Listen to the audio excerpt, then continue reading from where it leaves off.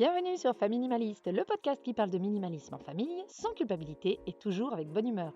Seul ou avec des invités, je partage avec vous astuces, méthodes et réflexions pour vivre une vie concentrée sur l'essentiel et débarrassée du superflu. Si vous êtes des auditeurs ou auditrices fidèles, merci de votre soutien, notamment sur la plateforme de Don Coffee. Et si c'est votre première écoute, bienvenue parmi nous. Aujourd'hui, c'est le retour d'une de mes invitées préférées, Caroline de Garde-robe Minimaliste. Elle était déjà venue dans l'épisode 18 nous dire comment faire le tri de nos vêtements et dans la garde-robe de nos enfants. Cette fois-ci, elle revient pour nous dire comment ne pas se lasser de notre garde-robe et s'assurer qu'on la kiffe toujours autant. Allez, c'est parti pour l'épisode du jour. Salut Caroline, bienvenue sur le podcast. Coucou Hélène, écoute, je suis ravie de revenir après un an sans avoir discuté avec toi. Exactement, c'était beaucoup trop long. Et depuis, j'ai plein d'autres questions à te poser. J'essaye de trouver les réponses à droite à gauche. Je ne les trouve pas, donc je me suis dit on allait te inviter. Merci d'avoir accepté avec autant d'enthousiasme, ça faisait plaisir. Alors, d'habitude, on présente les invités en long, en large et en travers, mais on t'a déjà entendu, donc ça va aller très vite. Tu t'appelles Caroline, tu es entrepreneur et tu es la fondatrice de la marque Atod. Tu habites dans le sud de la France. Tu es maman aussi de 2 jeunes enfants. Et en plus d'avoir lancé ta marque de prêt-à-porter, c'est trop facile, tu t'es dit, je vais faire aussi du conseil en images et je vais lancer Garde-robe Minimaliste. Tu étais déjà venu sur le podcast pour nous guider dans le tri de notre garde-robe et comment avoir une garde-robe minimaliste. Là, on arrive sur la saison 2 pour savoir un petit peu comment on fait pour pas s'ennuyer et renouveler une garde-robe quand elle est minimaliste. Mais avant ça, est-ce que tu peux nous parler vite fait de garde-robe minimaliste pour ceux qui ne te connaîtraient pas encore? Tout à fait. J'ai monté un petit peu ma méthode toute seule en me prenant moi comme cobaye pendant 2 ans pour finalement en faire aujourd'hui des accompagnements. Donc j'accompagne des personnes à distance à créer leur garde-robe minimaliste via ma méthode. Les différentes étapes, c'est ta colorimétrie, ta morpho, ton style vestimentaire et la création de ton dressing minimaliste. Voilà. Très bien, ça c'est le full package. Là je vais être très fangirl. Je n'ai pas encore pris le full package, j'ai pris le plus petit, le moyen package. C'était pour définir ma colorimétrie et ma morphologie et mon make-up. Du coup, question que j'ai pour toi, c'est que j'ai cette garde-robe minimaliste qui me convient qu'à moitié. Une fois que j'aurai vraiment que des pièces qui me mettent en valeur, comment je vais faire? J'ai un petit peu cette inquiétude de m'en lasser, sachant que j'ai pas envie de rentrer dans le truc où certes c'est minimaliste, mais je la renouvelle tous les ans parce que justement il y a peu de pièces, en plus c'est seconde main, je fais pas de mal à la planète, machin, j'ai pas envie de rentrer là-dedans. Alors déjà première chose, ta garde-robe minimaliste, même si tu habites en Suisse et que tu n'as pas les mêmes températures qu'à Marseille, il y a quand même un moment où il fait super froid et un moment où il fait chaud. Donc en fait ta garde-robe minimaliste, tu peux en avoir plusieurs dans une année. Si tu réfléchis par saison, on va dire que moi par exemple j'ai automne-hiver, j'ai une printemps, j'ai une été. Par contre, j'ai des pièces basiques qui me suivent chaque saison. Finalement, déjà, tu les renouvelles en fonction des saisons, des températures, tu vois. Donc, il y a ce truc-là. Au moins que tu habites sous les tropiques, tu vois, parce que j'ai des clientes, des fois, à La Réunion, et même s'il y a des petites variations, il fait quand même chaud tout le temps de base. Mais elles vont travailler une garde-robe minimaliste avec plusieurs couleurs. Moi, je préconise de partir sur 2 couleurs vives qui sont des couleurs de ta palette de couleurs de colorimétrie. Ces couleurs, elles vont évoluer en fonction de tes saisons pour avoir un peu un truc qui bouge. Mais j'aime bien cette question de est-ce que je vais pas me lasser? Parce qu'en fait, moi, j'adore reposer une question derrière, c'est se dire aujourd'hui, dans ton dressing, est-ce que tu ne portes pas tout le temps les mêmes vêtements? Finalement, si tu as peu de vêtements, que tu portes tout le temps les mêmes, mais que les mêmes sont tout le temps juste des vêtements de ouf, pourquoi tu t'en lasserais? Parce qu'en fait, la garde-robe minimaliste, c'est quoi? C'est 27 pièces chouchou. C'est pas genre là aujourd'hui où tu ouvres ton dressing, tu dis ah putain j'adore cette veste. Ok, mais il y en a qu'une. Là c'est j'adore ces 27 pièces. Bon exemple sur la veste parce que depuis ton accompagnement j'ai acheté une veste grise et mon mari fait mais qu'est-ce qu'elle va bien cette veste? Mais oui, elle avait dit Caroline et c'est la bonne couleur et c'est la bonne matière parce que tu dis donne aussi les matières. Tu vois, tu peux pas te lasser. Dis-moi, toi t'es sur la pente descendante des trentaines, mais moi je suis sur la pente ascendante de la quarantaine. Il n'y a pas aussi un truc, j'ai l'impression moi que j'ai oublié comment on accessoirisait les trucs. J'ai oublié de mettre un foulard, un collier, un machin. Donc je me dis qu'il y a peut-être ça aussi. Mais complètement. En fait, si tu veux, ta garde-robe minimaliste, tu la fais pas en 2 secondes. Tous les ans, tu vas rajouter des pièces parce que déjà, il faut le budget, tu vois, pour racheter, reconstruire tes 27 pièces. Puis tu vas rajouter de la couleur, puis ton style entre le moment où tu l'as déterminé, ta garde-robe minimaliste, et un an après, il va avoir une évolution de dingue. Tu vas te permettre des pièces plus tard que tu te permettrais jamais aujourd'hui parce que tu seras plus en confiance et plus à l'aise. Donc en fait, ta garde-robe, elle est pas créée là à l'instant T. Non, elle va se faire au fur et à mesure en quelques années et après, ça va être une garde-robe vraiment pépite où tu auras plaisir à la porter pendant plusieurs années.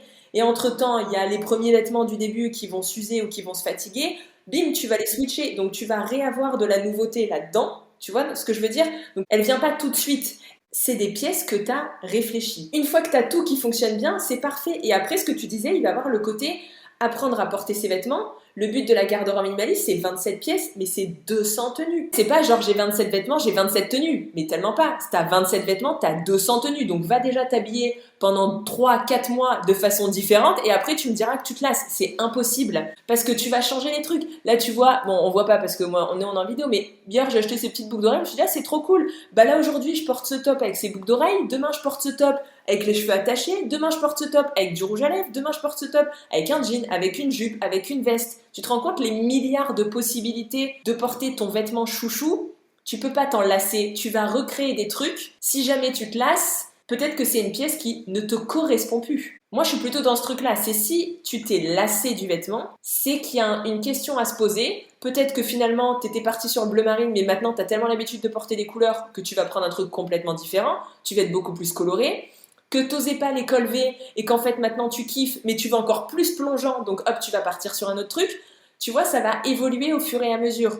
Et l'accessoirisation aussi, moi je te dis, tes vêtements, tu ne peux pas t'en lasser et ça serait pas le mot lasser, c'est plus est-ce que ce vêtement correspond encore à la personne que je suis. Mais ça me fait vachement réfléchir ce que tu dis parce que je me rends compte déjà d'une chose, c'est que je me mets tellement de limites des fois, pour être très honnête dans mon minimalisme, que j'ai pas de version été-hiver, c'est-à-dire que tous mes vêtements été-hiver tiennent dans les 2 tiroirs là qui sont pas loin de moi. Donc du coup en fait j'ai qu'une demi-garde-robe, j'ai qu'une demi-garde-robe pour l'été et pour l'hiver. Donc peut-être qu'il faut que j'arrête aussi d'être dans l'ultra là-dessus. Je le suis pas pour rien d'autre. Mais en fait, je crois que j'ai un peu peur parce que ma garde-robe, c'était mon gros problème. J'en avais beaucoup. Et en fait, j'ai peur de remettre un doigt dans l'engrenage et ça repart. Merci pour cette prise de conscience-là.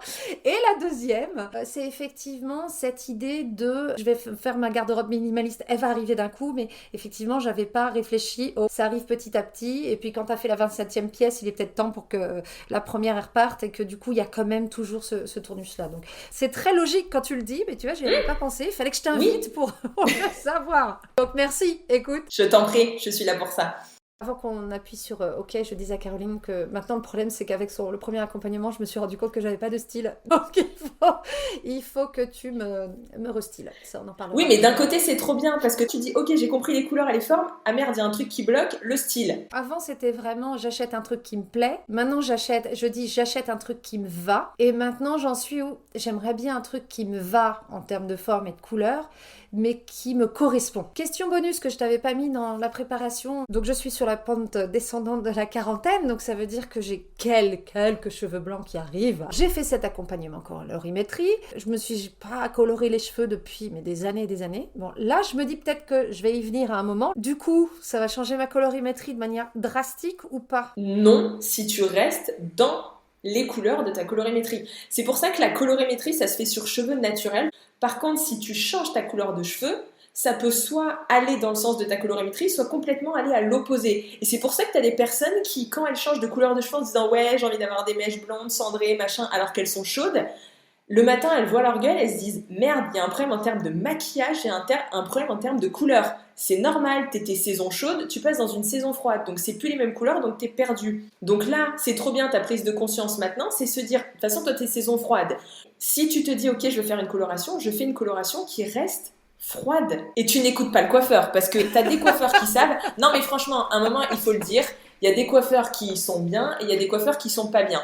J'en avais discuté avec le mien, justement, par rapport à ça, où il m'avait dit à un moment, t'as des femmes, tu leur dis, on va pas partir sur un cuivré, ça vous ira pas, elles veulent, bon, bah c'est leur problème. Donc toi, tu restes sur du froid. Ne pars pas sur des mèches dorées, ne pars pas sur du cuivré, sinon tu vas te voir dans la glace, tu vas te dire, il y a un truc qui cloche. Colorimétrie, c'est sur cheveux naturels, sauf si depuis que tu as 15 ans, tu te teins les cheveux en roux et que le roux c'est ta vie et que tu veux rester dans le roux, et même si ta colorimétrie de base était froide, bon, on part du principe que tes cheveux sont roux, donc tu retomberas dans du chaud, tu vois. Donc t'adaptes le truc.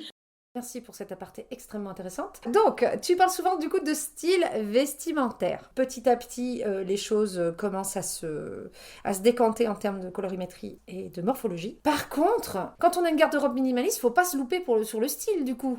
Donc, comment on fait pour trouver son style ? Très bonne question. Justement, c'est vraiment ça. Si tu veux une garde-robe minimaliste, tu es obligé de travailler ton style vestimentaire.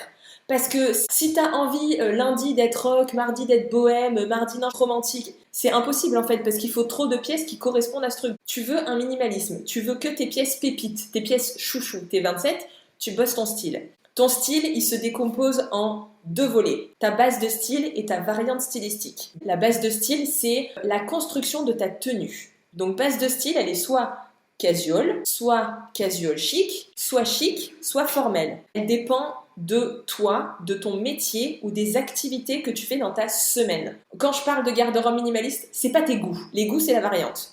La base de style, c'est tu fais quoi ? Est-ce que tu es mère au foyer ? Tu as besoin d'un style peut-être plus casual parce que tu cavales toute la journée. Donc là, je te donne un exemple peut-être pour que les gens se rendent compte. Donc moi, bien sûr, j'ai le podcast, mais à côté, il faut manger, il faut vivre. Je suis DRH, mais je suis DRH dans un atelier. Donc il y a des machines. J'adore ton exemple, il est trop bien.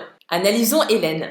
C'est bien, j'ai une consul gratos. Promis, je faisais pas ça pour ça. Analysons Hélène. Non mais c'est trop bien, ton exemple est parfait. DRH.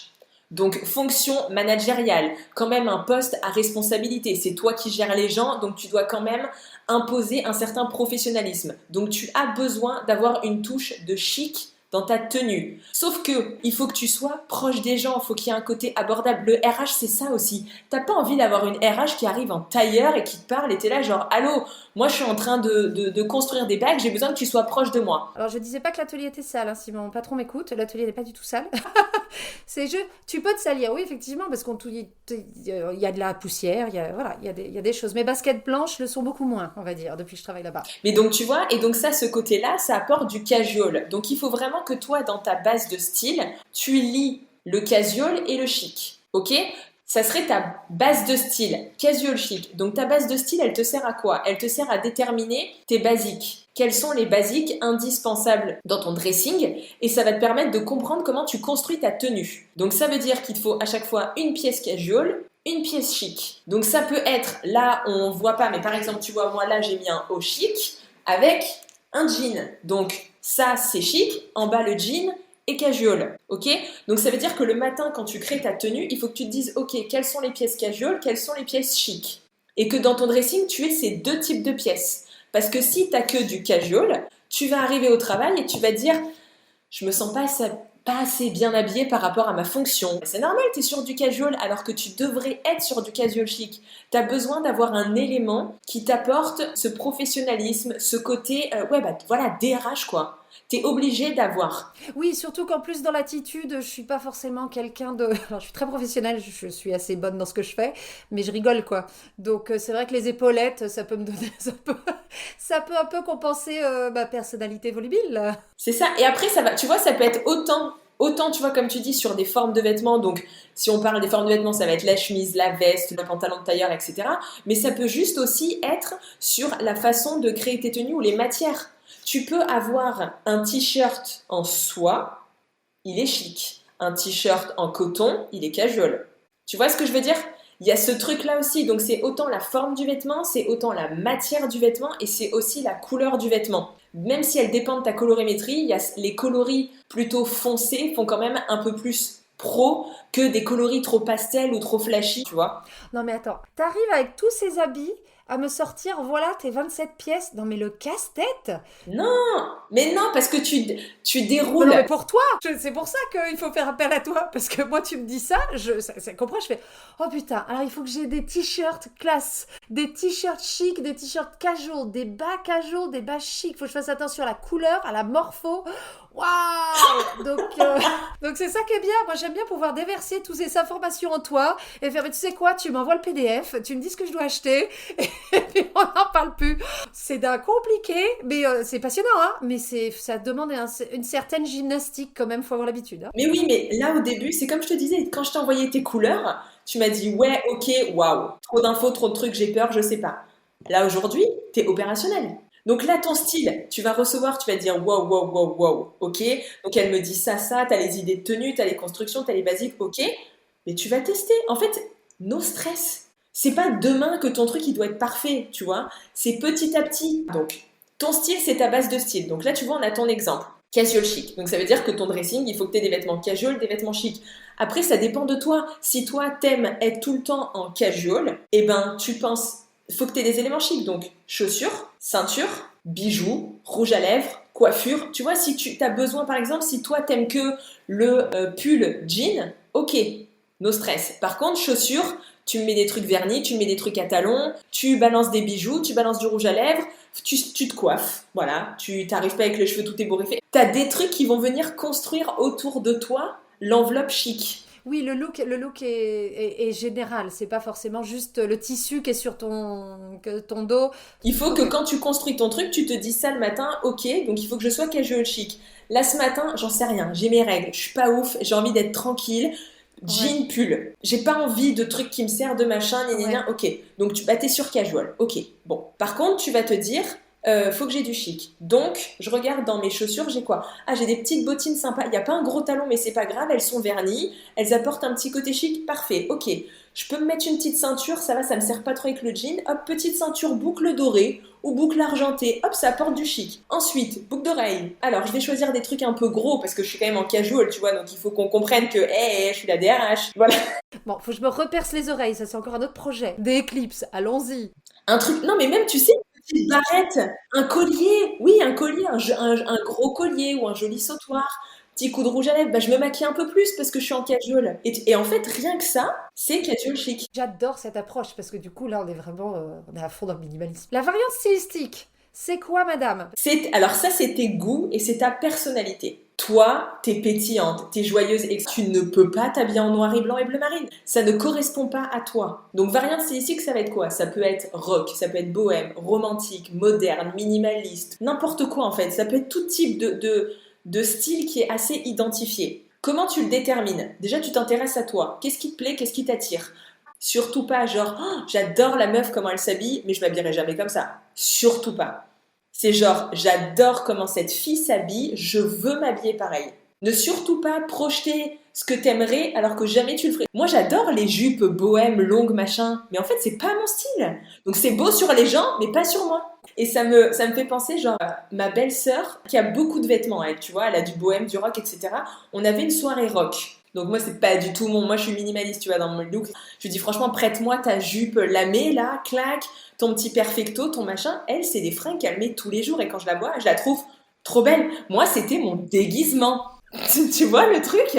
Genre moi, je me trouvais genre, waouh, ah ouais, là, j'ai tout donné, quoi. Parce que c'est pas moi. Et tu vois, c'est ça qui est important, c'est se dire, quand les gens, ils disent, moi, je leur dis, regardez sur Pinterest les choses qui vous plaisent. Mais pas qui vous plaisent parce que vous enviez cette personne, vous aimeriez être cette personne. Non, parce que vous pouvez vous dire, ce qu'elle a là, je le veux pour moi et je me sentirai bien avec. Et donc ça, c'est une petite étude à faire. Mais j'aime bien ton idée parce que franchement, si tu me dis Hélène, qu'est-ce que tu aimes? Ça me dérange pas d'être rock une journée et d'être autre chose prépi le lendemain, si tu veux. Je vivrais très bien avec. Mais par contre, ton idée de penser à quelqu'un et dire j'aimerais bien m'habiller comme elle, là ça me parle. Tu vois, quand je fais l'accompagnement avec les personnes, je leur dis vous me faites un tableau Pinterest avec soit les personnalités, soit les looks, où vraiment vous voulez ça sur vous. Et en fait, moi, rien que quand je vois les photos, je sais direct. On peut mettre genre 2000 femmes devant nous, d'un style casual chic rock. Elles auront toutes des dressings complètement différents. Parce qu'elles n'ont pas la même colorimétrie, elles n'ont pas la même morpho, elles ne sont pas à l'aise de la même façon avec leur corps. La construction sera pas la même. Les Lego, on les mettra pas dans le même ordre. Complètement. C'est pour ça que ta base de style te sert à comprendre la construction de ta tenue et la variante te permet d'aller mettre les couleurs, les types de vêtements, les types de formes, tu vois, d'aller enrober tout le reste avec vraiment toi et ta personnalité. J'ai compris. Question, du coup, pour continuer là-dessus. Mettons que mon style évolue. J'aurais peur d'aller trop dans un truc et de me dire, bah super, je croyais que mon style c'était rock, et puis là, en fait, je m'en lasse un peu du truc rock. Je reviens à la même question, hein, de se lasser de sa garde-robe, mais là, sur le thème si je me lasse de mon style, je commence par remplacer quoi? Ou est-ce que je garde tout? Déjà, je vais tout de suite te mettre un petit stop. Les personnes qui travaillent leur style, elles vont le travailler souvent. Les personnes que j'accompagne, elles travaillent jamais leur style à 25 ans. Elles travaillent leur style soit après avoir accouché, soit souvent au moment où elles commencent à bosser et qu'elles prennent certaines fonctions, ou qu'elles sont à leur compte et qu'elles ont besoin. En fait, si tu veux, oui, ton style va évoluer quand tu es étudiante, quand tu commences à travailler, quand tu vas avoir ton enfant. Mais en fait, ton style, il faudrait que tu le réfléchisses et il va réévoluer parce que c'est normal, toi, tu vas changer. C'est ça le pouvoir de la garde-robe minimaliste, c'est en fait d'avoir quand même des intemporels, des basiques, et d'aller ajouter par-dessus des pièces qui appuient vraiment ta variante, ta personnalité, tes couleurs. Donc en fait, ça va être quoi? Ça va être changer juste tes pièces colorées, mais une après l'autre. Et les basiques qui restent. Oui, effectivement, que ce soit rock ou bohème ou prépi ou tout ce que tu as dit, tout le monde a un jean. Tu as toujours, je suppose, des baskets blanches, des jeans, un pantalon noir, un t-shirt blanc tout neutre, j'en sais rien, mais effectivement, il doit y avoir quand même des choses qui reviennent. Et moi, je trouve qu'à 30-35 ans, franchement, t'as plus confiance en toi. Alors oui et non, parce que finalement, les personnes qui prennent des accompagnements comme ça, c'est parce qu'elles ont moins confiance et elles ont besoin, justement parce qu'elles s'intéressent peut-être moins aux vêtements, de se dire, ok, je veux que ça reflète qui je suis, donc ça me donne confiance. Sauf que quand t'as 30-35, t'es plus posé, t'es plus à te comparer aux autres, tu sais les choses que t'as envie, tu sais où tu veux aller, donc en fait, tu es ok pour aller t'affirmer dans un certain style. Et ton style va évoluer. Ça se trouve, demain, je te dis, toi, t'es casual chic rock. Mais là, tu vas être un casual chic rock bébé chat. Tu vas être tranquille au début. Tu vas pas te chauffer sur des pièces de ouf. Je vais pas être comme t'as fait, truc laminé, perfecto, voilà. Pas comme ta belle-sœur. Toi, tu vas y être tranquille. Sauf que dans 2 ans, ou même l'année prochaine, tu vas avoir pris confiance. Tu vas vouloir tester des nouveaux trucs qui vont un peu plus pousser ta variante rock. Donc en fait, tu vas évoluer, mais tout en ayant ta ligne directrice. Moi, ce que j'entends, c'est qu'il faut que je sois beaucoup plus patiente que je le suis, et ça, je pense que ça va être, ça va être le plus gros travail. Mais de toute façon, quand tu pars du principe que tu veux créer une garde-robe minimaliste, tu mets 1000 ans à trouver des fringues. Moi, je mets 6 mois à trouver une paire de chaussures. Parce que je sais exactement la paire que je veux. Donc, je vais pas acheter un truc qui ne me correspond pas. Voilà. Donc, si je le trouve pas cette saison, bah c'est pas grave, je continue avec les autres et je rechercherai l'année prochaine. C'est que tu deviens vachement exigeante. Donc, en fait, c'est pas toi t'es pressé, mais d'un côté non, parce que tu prends du plaisir et quand tu vas trouver exactement la pièce que tu voulais, elle va pouvoir rester 10 ans dans ton dressing, donc tu ne vas pas t'en lasser. Moi, ce que j'aime dans la garde-robe minimaliste, tu vois, c'est quand tu penses garde-robe minimaliste, tu penses tout de suite peu de vêtements. Mais c'est aussi avoir mieux et avoir avec intentionnalité. Et c'est ça que j'aime bien dans la garde-robe minimaliste, c'est avoir des vêtements de manière intentionnelle. J'aime bien quand on pense garde-robe minimaliste, c'est pas de voir que le chiffre derrière, mais de voir l'intentionnalité derrière. Savoir ce qu'on veut, savoir ce qu'on aime, savoir ce qui nous va et choisir avec vraiment... je sais pourquoi je l'achète, je sais, comme quand j'achète quoi que ce soit d'autre dans ma maison minimaliste, je sais à quoi ça va me servir, j'ai compris sa fin de vie, je sais où je vais le ranger, je sais combien de temps je vais l'utiliser, c'est pareil. Donc je comprends le principe. Si tu pouvais le faire pour moi, je préférerais. Mais le principe me va très bien, ça me parle. Il y a des trucs que je vais dire, souvent ils disent ouais mais 27 pièces c'est pas beaucoup. 27 pièces, si t'as une garde-robe minimaliste, je prends l'exemple de la mienne, si t'as une dizaine, 10-12 tops, c'est pas quand même rien. C'est que t'as quand même 4 pantalons. Est-ce qu'aujourd'hui, tu mets les 4 pantalons que t'as dans ton dressing? Non, tu mets tout le temps les 2 que tu portes tout le temps. Donc 4, ça t'en fait quand même déjà plus de choix. T'as peut-être 3 jupes, t'as peut-être 4 robes, t'as peut-être 3 vestes. Enfin, je suis désolée, oui, 27, on se dit en nombre, c'est pas beaucoup, mais si tu mets 27 pièces comme ça sur une tringle de vêtements, ça fait beaucoup en fait. Oui, effectivement, c'est pas tant que ça. On arrive bientôt à la fin, je pense que je t'inviterai dans 6 mois pour un 3e épisode. J'ai tellement de questions. Est-ce que toi, t'as un dernier conseil pour vraiment... pas juste construire sa robe minimaliste, mais pour kiffer sa garde-robe minimaliste? Osez prendre du temps pour réfléchir à vous et à vos vêtements. Je sais que tu fais la grimace, mais c'est la clé. Je vais le faire, promis. Parce que moi, la première chose que je dis aux personnes avant de démarrer une garde-robe minimaliste, c'est que vous allez me trier votre dressing.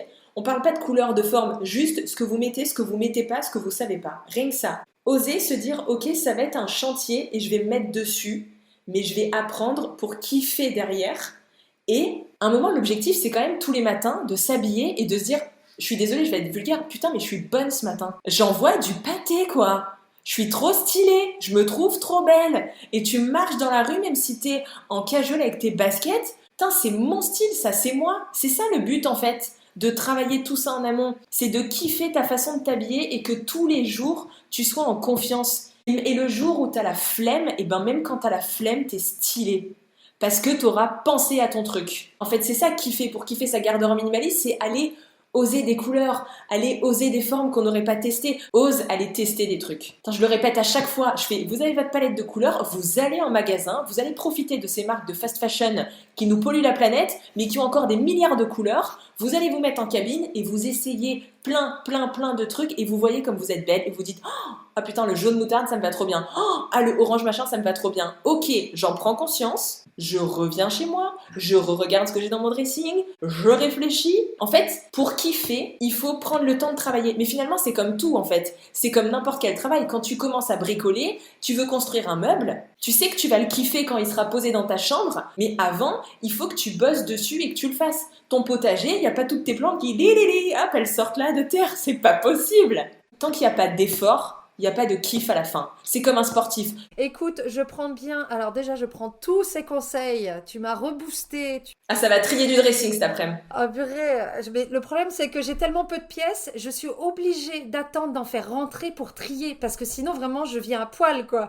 C'est là le problème. Je suis allée trop dans le minimalisme. Je peux pas. Donc, je suis obligée de mettre des pièces que je kiffe moins. Parce que sinon, clairement, je n'ai plus rien pour venir au travail. Mais joue sur les accessoires au début. Mais oui, mais il faut que c'est un chantier, je te dis, c'est un chantier.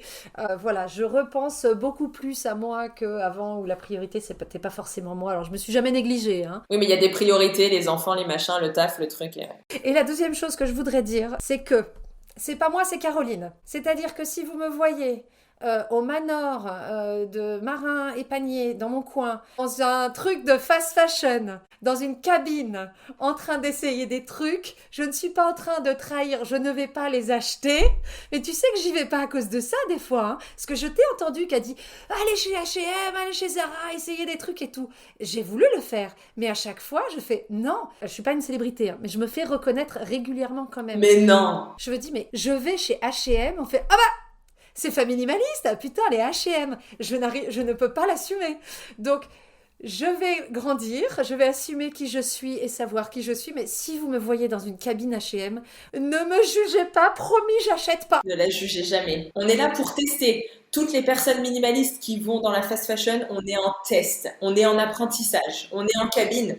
Ça veut pas dire qu'on cautionne. On cautionne pas, mais on profite. Et en fait, c'est ça, c'est profitons du système qui nous permet d'aller tester des trucs. Parce qu'en fait, comment tu veux être sûr qu'un pantalon te va si tu vas pas le tester et l'essayer avant de l'acheter? Donc profitons malheureusement de ces magasins et allons dans les grandes chaînes parce qu'au moins tu es à un seul endroit où il y a tout, tu te fous dans ta cabine et t'essayes. S'il faut que tu ailles chez le petit commerçant de machin, peut-être tu passes 15 jours à essayer 4 types de pantalons quoi. Bref, merci beaucoup Caroline pour tous ces conseils. Je suis sûre que ce sera très utile à beaucoup de gens. Si on veut voir ce que tu fais, si on veut rentrer en contact avec toi, commencer à voir un petit peu ton univers et se renseigner un petit peu plus sur Garde-robe minimaliste, c'est où ? Instagram sur le compte Garde-robe minimaliste, très simple, où je partage tous les jours plein de conseils gratuitement. Vous avez même un petit guide gratuit qui est téléchargeable dans ma bio Insta où ça vous apprend à commencer à vous poser des questions sur votre colorimétrie, morpho et style. Et si ensuite vous voulez un accompagnement, voir ce que je fais, il y a les liens sur Insta, sinon vous allez sur atode.fr, atode.fr. Il y a tous mes accompagnements et vous m'envoyez des messages ou vous prenez un rendez-vous, on discute, on rigole. En fait, on est sur un truc de bonne humeur. Voilà, on va pas se prendre la tête, on est là pour être bien s'habiller, être en confiance, donc no stress et aucun jugement. C'est que du positif. Je mettrai de toute façon tous les liens et puis je te redis à l'année prochaine, moi je vais continuer à t'inviter tous les ans. Ok, on se dit mais ça. Tu sais ce qu'il faut, on aurait dû faire, on est con, on aurait dû te prendre en photo la première fois qu'on a fait l'épisode de podcast pour voir ta tenue. Refaire ta tenue préférée maintenant. Refaire ta tenue préférée dans 6 mois. Et c'est ce que je dis à mes clientes. Je leur dis, prenez-vous en photo là, avant qu'on démarre l'accompagnement là. Vous allez voir l'évolution. Et il y en a une qui m'a envoyé la dernière fois sur Insta, je l'avais partagé, son look d'aujourd'hui. J'étais là genre, Ah non, mais tes incroyable. avant-après sont incroyables, effectivement. Donc allez là-dessus. Non seulement vous verrez les avant-après, mais vous pourrez entendre toute la haine que Caroline déverse sur les pantalons slim. Franchement, ça vaut le coup. À chaque fois, je suis morte de rire parce que tu prends le truc hyper au sérieux et tu sens que c'est vraiment, mais brûlez vos slims. On sent que c'est ta mission de vie. Et moi, je dis, c'est une belle mission de vie, Caroline. Donc merci de nous débarrasser le monde, de rendre le monde meilleur, un slim en moins à la fois. C'est ça ta mission de vie. Tout à Pareil, on fait. ne juge pas, chacun son truc. Non, je suis née pour ça. Merci Caroline, à très bientôt. Merci à toi, Hélène. Ciao, ciao. Et voilà pour l'épisode du jour, j'espère qu'il vous aura plu, c'est toujours un plaisir de faire venir Caroline sur le podcast. Je suis sûre que ce n'est pas la dernière fois qu'on l'aura avec nous. Si vous voulez suivre Caroline, tous les liens sont en description, ainsi que tous les liens pour entrer en contact avec moi. Merci pour les derniers dons que j'ai reçus sur la plateforme Ko-fi, cela m'aide vraiment à essayer de couvrir les coûts de production liés à ce podcast. Si ça vous intéresse de me soutenir, tout se trouve dans la bio. Je vous dis à très bientôt pour un nouvel épisode, et en attendant, n'oubliez pas, vivre avec moins, c'est vivre avec mieux.